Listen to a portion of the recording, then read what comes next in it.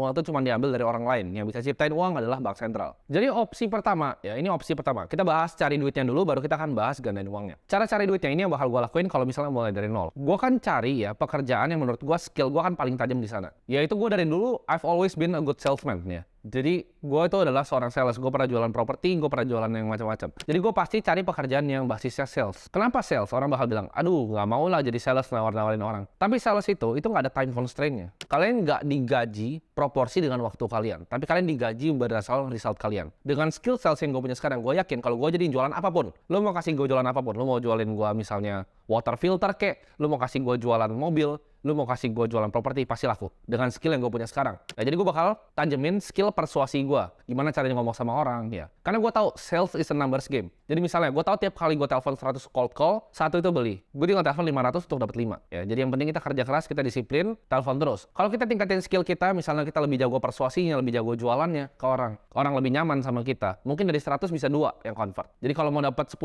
klien, telepon 500 orang. Sales pokoknya intinya, it's a numbers game. Jadi seberapa gigih kita, seberapa disiplin. Jadi uang pertama yang gue actually akan dapetin, gue gak akan kerja yang kayak UMR, gue gak akan kerja yang lain-lain, gue langsung hantam di sales. Karena kalau misalnya gue mau cari kerjaan korporat yang uangnya banyak dengan skill gue, misalnya contohnya investment banking dan lain-lain, tanpa koneksi itu rada nggak mungkin. Jadi yang uangnya bisa sama, bisa puluhan juta, yaitu adalah sales. Itu kan opsi pertama. Kalau gue terlantar gitu itu pinggir jalan ya, itu opsi pertama yang gue akan lakukan. Gue langsung ke sales. Nah, sambil kerjain opsi pertama ini, gue akan punya side hustle. Jadi gue akan kerjain opsi kedua nih. Jadi gue bukan salah satu opsi, tapi gue pasti jadi sales sambil gue nyambi ngerjain bisnis gue. Nah, gue akan kerjain bisnis. Kenapa? Karena gue tahu untuk kita jadi kaya, antara kita jadi owner dari bisnis atau kita punya bagian kecil dari bisnis orang sebagai investor. Tapi kan gimana caranya jadi investor kalau nggak punya duit?